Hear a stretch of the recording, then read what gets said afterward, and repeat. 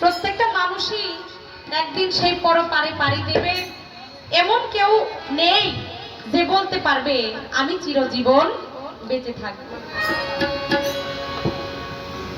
প্রত্যেকটা মানুষকেই মরতে হবে, তবে যে যেমন কর্ম করবে সে সেইভাবেই মৃত্যুবরণ করবে। যেই কর্ম করবে সেই কর্মের রূপ ধরে নাকি আজরাইল আলাইহিস সালাম জান কবজ করতে আসবে। আমার দয়াল নবী তিনি দুনিয়াতে এসেছিল, দুনিয়াতে এখনো আছে, কাল কিয়ামত পর্যন্ত তিনি থাকবে, কিন্তু দুনিয়ায় তারও নিয়মের বাইরে তার বেলায়ও ঘটে নাই। তিনিও দুনিয়াতে যেমন এসেছিল এই দুনিয়া থেকে তারও জান কবজ করেছিল। আজরাইল আলাইহিস সালাম তার জান কবজ করেছিল আমার দয়াল নবী, যে নাকি কোনোদিনও তার সারা জীবনে একটা খারাপ কাজও তিনি করেন নাই। দয়াল নবীকে যদি কেউ আঘাত করেছে, দয়াল নবী আরেকটা গাল তাকে পেতে দিয়েছে যে ভাই তুমি কি তোমার হাতে ব্যথা পেয়েছো, আমাকে আঘাত করতে যেয়ে কি তুমি কোনো কষ্ট পেয়েছো? দয়াল নবী কেউ যদি দয়াল নবীর এক গালে চড় মেরেছে, তিনি আরেকটা গাল পেতে দিয়েছে। তাই আমার দয়াল নবী যখন মৃত্যুবরণ করেছিলেন, আমার দয়াল নবী মৃত্যুবরণ করেন নাই, কিন্তু সেটা দুনিয়ার মানুষকে বোঝানোর জন্য আল্লাহ পাক তার বেলায়ও সেই নিয়মটাই নির্ধারিত রেখেছেন। দয়াল নবী জান কবজ করার সময় দয়াল নবী আজরাইল আলাইহিস সালামকে কোন রূপে দেখেছিলেন? অনেক কঠিন একটা প্রশ্ন। আমি এই প্রশ্ন আমার জ্ঞানের জীবনে কেউ করে নাই, আজকে মামা প্রথম করলো, আমি শুনিও নাই। মনে হয় আমার মামা এই প্রশ্নটা আজকে প্রথমই করেছে। কি রূপে আজরাইল আলাইহিস সালামকে দেখেছিল? কারণ যে যেমন কর্ম করবে সেই রূপেই তো আজরাইল আলাইহিস সালামকে দেখবে। আমার দয়াল নবী সারা জীবনেও কোনো খারাপ কাজ করেন নাই, তাই আমার দয়াল নবীর সামনেও আজরাইল কোনো খারাপ রূপে আসতে পারবে না। আজরাইল আলাইহিস সালাম নিজেও আমার দয়াল নবীর সামনে কোনো খারাপ রূপে আসতে তিনি নিজেও ভয় পাবে, কারণ তাকে সৃষ্টি না করলে আল্লাহ পাক কিছুই সৃষ্টি করতেন না। তাই সেই রূপটা কি? সেই রূপটা হচ্ছে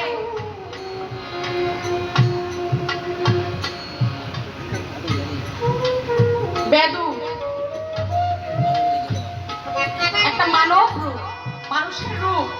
সেই রূপে সেই আমার দয়াল নবীকে সসম্মানে আজরাইল আলাইহিস সালাম তার সামনে এসে তাকে সালাম প্রদর্শন করে ভক্তি শ্রদ্ধা ভরে আমার দয়াল নবীর জান তিনি কবজ করেছিলেন।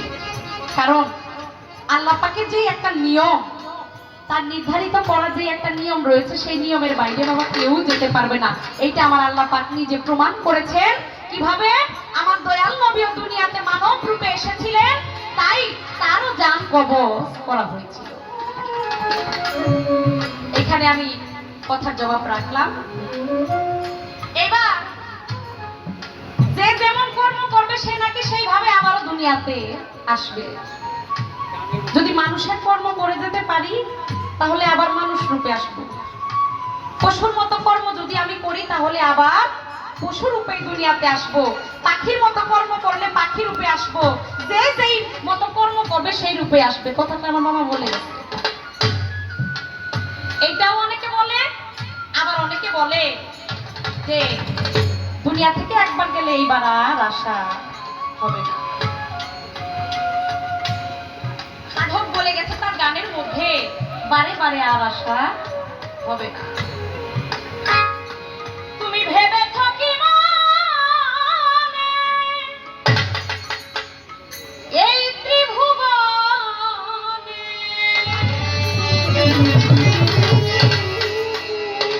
তুমি যাহা করে গেলে কেউ জানে না।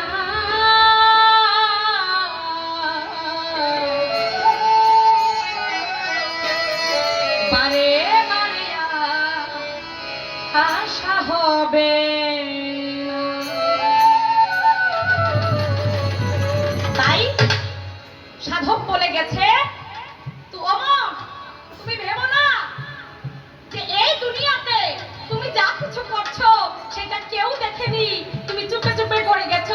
সেটা কিন্তু একজন দেখেছে।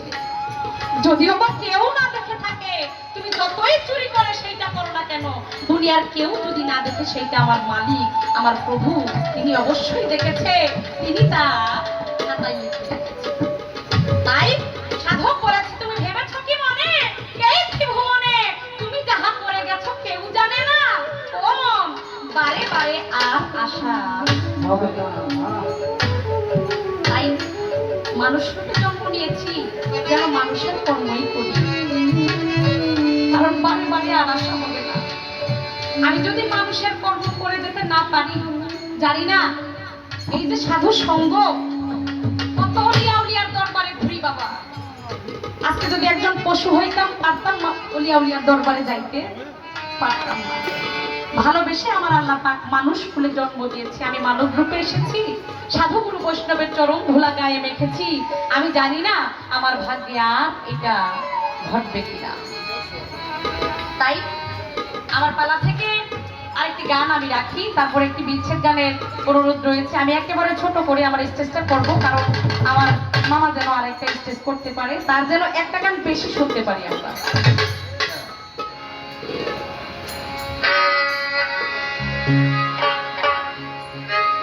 ওরে নবী আমার উম্মতের দেওয়ানা, আমার জানো না নবী আমার উম্মতের দেওয়ানা, ওরে নবী আমার উম্মতের দেওয়ানা, ও মন জানো না নবী আমার উম্মতের দেওয়ানা।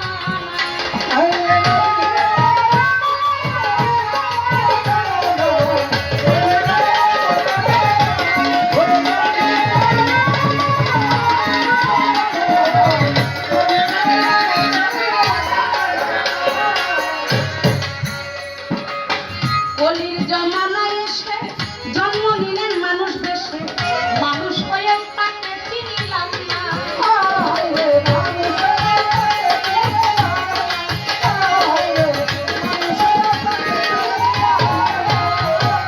আমি কলির জমানায় এসে বাবারে জন্ম নিলাম মানুষ বেশে, আমি মানুষ হইয়া তারে চিনিলাম না।